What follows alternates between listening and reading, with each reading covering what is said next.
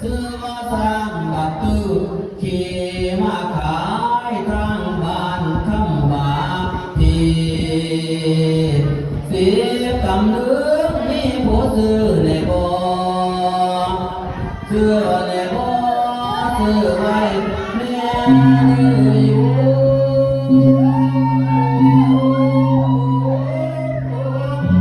ซื้อสร้างอาตมานี่ไว้แน่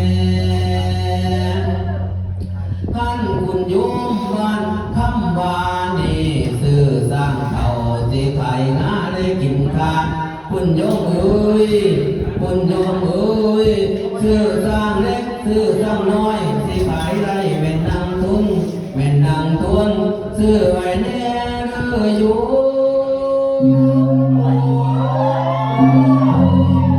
ซื้อสร้างอาตมานี่ไว้แน่สร้างอาตมานี่นะที่กายมาก็ได้บ้านคนถามซื้อออกสนั่นคุณโยมเอ้ยเขาให้เงิน5,000อาตมาว่าสิพายเทศรัทธาเจ้ามัวกายุมมัวกายุมสร้างตัวนี้เพียงมันหน่อยความสวยงามพอปันดอกฝนตอนนิ่มปุยไฟก็บ่ปานฝนหางกองกองตาพอปันเสียงน้ำกองขึ้นน้ำล้นกำลังเขียนตามันหน่อยเล็กเข็มเสมอคำเขียนรอเล็บพอเขียนน้ำล้นมาลังเหลาอันว่าแนวน้ำสางมองคุณมองคุณเลือกไรแล้วไว้ตัวนี้จะขี่มาที่มาขายให้คุณอยู่บ้านคำว่านี่ซื้อไว้เรียงแน่ซื้อไว้เลี้ยงแน่เด้ออยู่หรือว่ามันแพงหรือว่ามันแพงสั่งบ่หรือว่าขายแพงสั่งบ่คุณโยมเจ้าจังนั่งเสย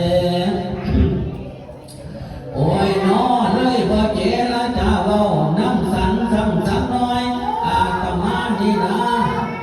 ก็หากมาแต่เศร้าโอ้ยปันนี่ก็บ่เห็นนะหรือว่าไปมั่วเด่นทางใดบ่กับตาหรือ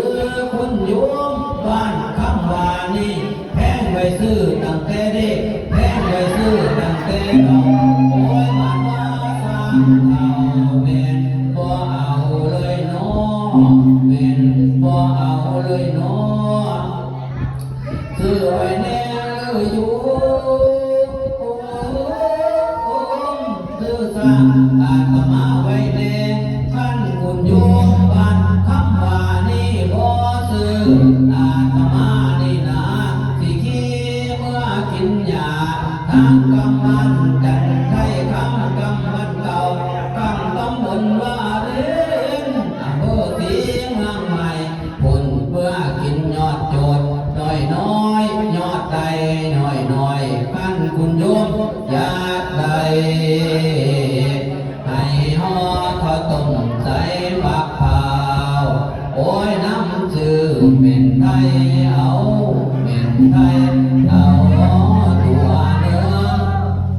เสื้อว่าอัศร้อนเดิน